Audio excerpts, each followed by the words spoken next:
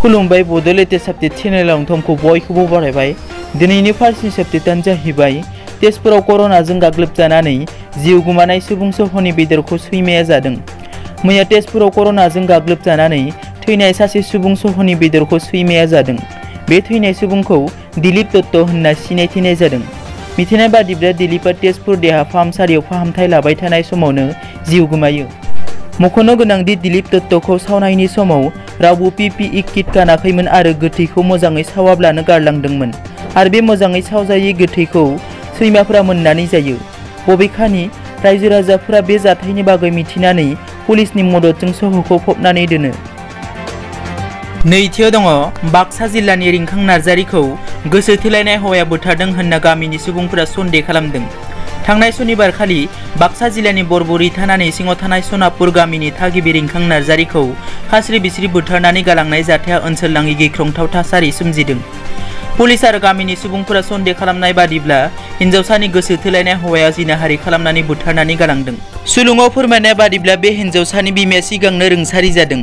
बिफा सिमल ब्रह्मआ फुङावनो आलासिनि न'आव थांदोंमोन आरो जेब्ला बेलासियाव बिफाया फैफिनो अब्ला फिसाजोनि गोथै देहाखौ नुयो। थामथियाव दङ प्रमद बर'आ बुंदों हाग्रामाया हाग्रामायैनो थाथों। 15 बोसोर BTCनि खुंथाय गोहोआव थानाय BPF दोलोनिफ्राय रायजो राजाफ्रा सोलायनायखौ लुबैबाय आरो BTCआव गोग्गो खुंथाय लाबोगोना रोखासै आरो UPPL दोलोआ नांगौबायदि बिजाथि देरहानानै सरकार दागोना रोखा जाबाय होननानै बुंथियो UPPL दोलोनि आफादगिरि प्रमद बर'आ। बिथां प्रमद बर'आ क'क्राझाराव खौरांगिरिनि सिगाङाव बुङोदि हाग्रामाया हाग्रामायैनो थाथों नाथाय UPPL दोलोआ रोखादि सरकार दागोन। गोलाव बोसोर फरायसा आफादाव खामानि मावबोनायाव खौरांगिरिफोरा जोबोद हेफाजाब होदों आरो खौरांगिरिफोरा गोबां दोखो दाहाजों बयनिसिमबो खौरां जगायो।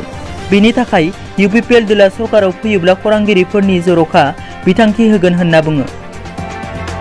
ब्रैथियाव दङ उदालगुरि जिल्लानि डिमाकुसियाव बारग' NDPआ मुंख्लं सान फालिदों। बारग' NDPआ मैया मुंख्लं सान फालिदों। थिग बेबादिनो उदालगुरि जिल्लानि सिङाव थानाय डिमाकुसियावबो मुंख्लं सान फालिदों।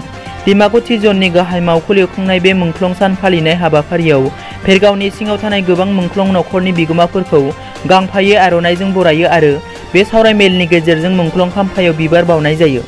आरो बिबार बावजेनगिरि बि थिरांथाया दिनैनि समाव एना एनि नागारनानै बिटिआर गोरोबथानि गासै दफाफोरखौ आबुङै मावफुंनायाव UPPL राजखान्थि दोलोखौ गेवलाङै मदद खालामनो खावलायो।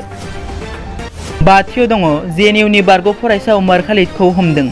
दिल्ली पुलिस बिफाना JNUनि बारग' फरायसा उमार खालिदखौ दिल्लीनि दाङाबाजियाव लोब्बा दं होननानै हमदों। पुलिसनो सोंनायाव पुलिसआ बुङोदि पुलिसनि आखायाव उमार खालिदआ बे जालांनाय दाङाबाजियाव लोब्बा दं होननानै फोरमान दं। मख'नो गोनांदि 4 बोसोर सिगाङावनो भारतनि बेरेखा स्ल'गान होनायनि थाखाय सेडिशन चार्जआ दाय हमजानाय खालिदखौ मैया समबारखालि बिजिरसालियाव लांदों। दिनैनि रादाबा एसेनोसै। नोंथांमोना जुदि आंनि चेनेलखौ दासिमबो साबस्क्राइब खालामाखै अन्नानै साबस्क्राइब खालाम। गोजोन्थों।